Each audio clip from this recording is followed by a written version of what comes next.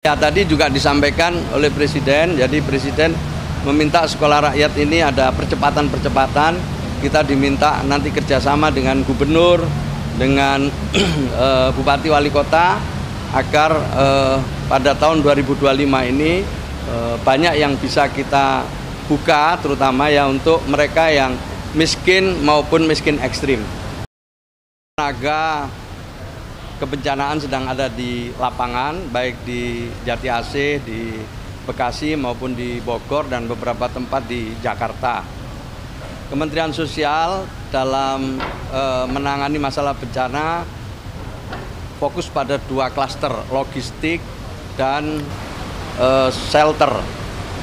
Sementara banyak juga para relawan-relawan dari berbagai organisasi, dan tentu yang di depan dalam hal ini sekarang adalah BPBD atau juga dalam koordinasi BNPB, khususnya dalam urusan evakuasi. Semua sudah di lapangan dan tenaga-tenaga terlatih kita lihat semua juga sudah berusaha untuk mengevakuasi di tempat-tempat pengungsian yang disediakan maupun pengungsian secara mandiri. Sampai hari ini kita terus berkoordinasi dengan Provinsi Jawa Barat maupun dengan Kabupaten dan Kota Bekasi, termasuk juga Kabupaten Bogor, di mana kita sedang mendata tentang korban dan juga dampak-dampak atau mereka yang terdampak. Sampai sekarang memang belum data belum final, masih terus berkembang karena memang cukup luas ya banjir ini. Mohon nanti kita akan sampaikan kalau datanya sudah cukup menggambarkan situasi dan kondisinya.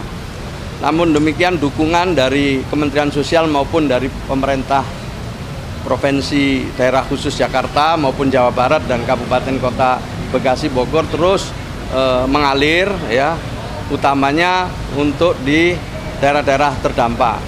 Mulai dari kasur, bantal, obat-obatan, pakaian untuk ibu-ibu, makanan untuk anak-anak ya, dan juga ada tenda-tenda yang disiapkan, semua itu untuk supaya mereka paling tidak setelah dievakuasi mendapatkan tempat pengungsian sementara yang layak. Sementara logistiknya di samping dikirim makanan-makanan siap saji juga disiapkan dapur umum.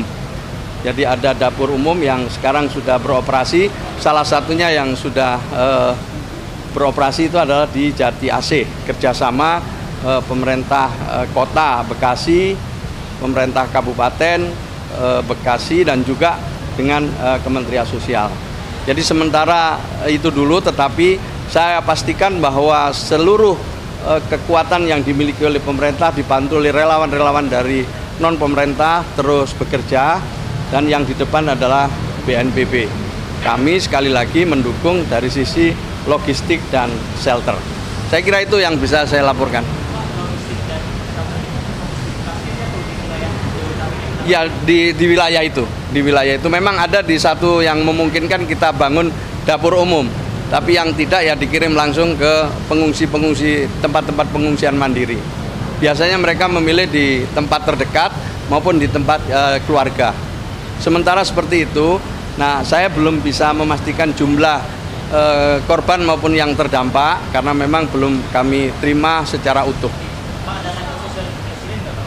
Oh, tadi disampaikan pada saat pidato kan beliau menyampaikan ini kita sedang dilanda banjir, kita tangani dengan baik, dan kita tentu Presiden meminta kepada semua yang bertugas ya, TNI, Polri, dan kita semua untuk bersinergi dan bekerja sama.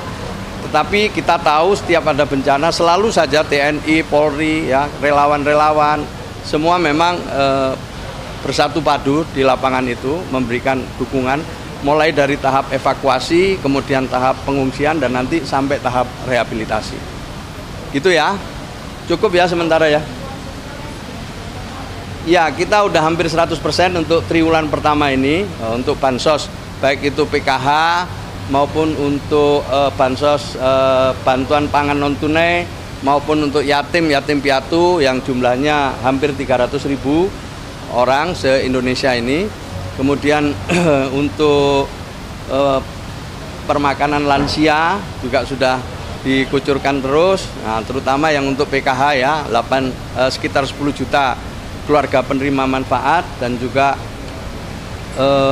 dari penerima bantuan pangan non tunai sekitar 11 juta KPM. Oh, untuk di Jabodetabek sampai hari ini yang dari Kementerian Sosial udah hampir 3 miliar dengan berbagai bentuk-bentuk dukungan gitu. Cukup ya. Ya, tadi juga disampaikan oleh Presiden, jadi Presiden meminta sekolah rakyat ini ada percepatan-percepatan.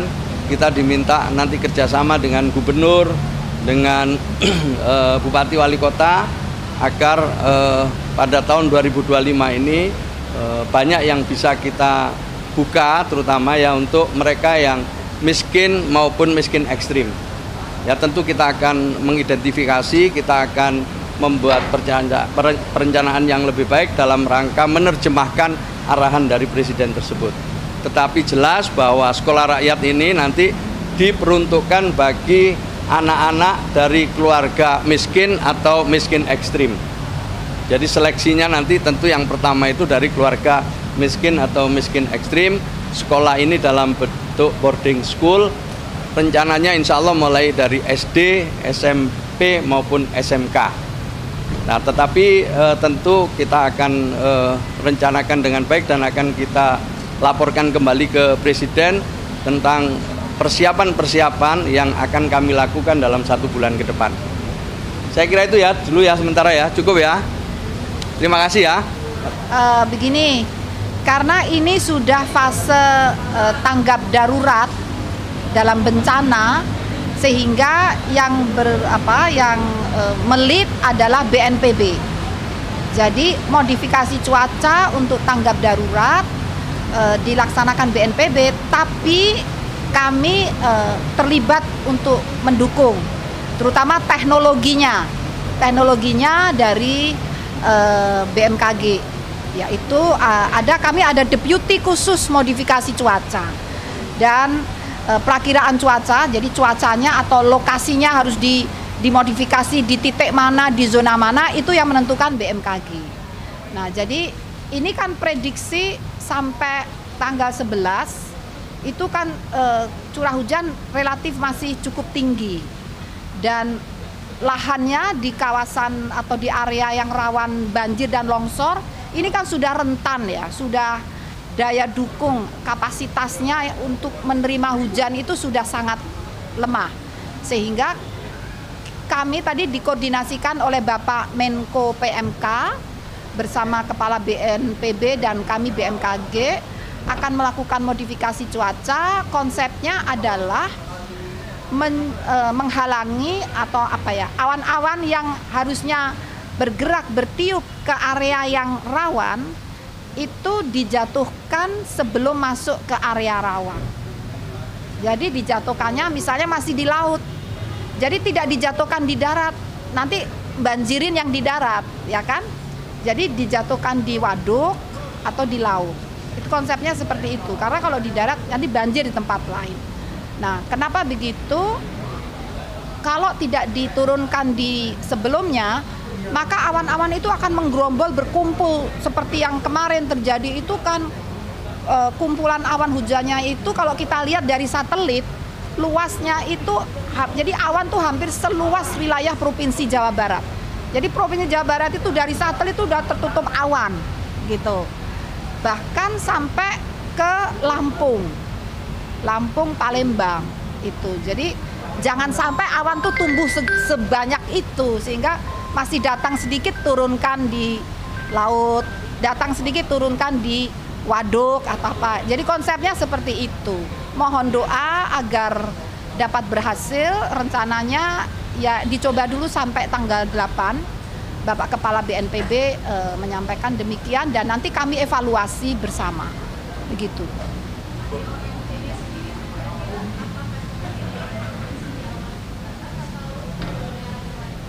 Nah, untuk besok itu prioritas di Jawa Barat, karena memang yang paling rentan di Jawa Barat, dan terutama ini di daerah pegunungan ya, di puncak, terutama awannya tuh dari situ.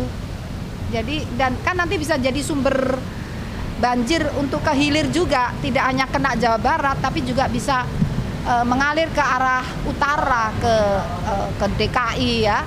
Juga banjir bisa dikhawatirkan bisa begitu. Sungai-sungainya kan juga mengalir ke utara. Seperti itu ya. Kira-kira demikian. Terima kasih. Kalau curah hujan yang tinggi ini kira-kira akan selesai sampai kapan sih, Bu? Nah, kemarin itu yang tertinggi sampai 232 mm dalam 24 jam. Kami prediksi dalam durasi sampai tanggal 11 itu kita masih perlu waspada atau bahkan siaga. Jadi mungkin akan sedikit menurun, tapi kemudian akan meningkat lagi sekitar tanggal 11 itu akan meningkat lagi intensitasnya. Tapi semoga dengan modifikasi cuaca itu dapat dikurangi.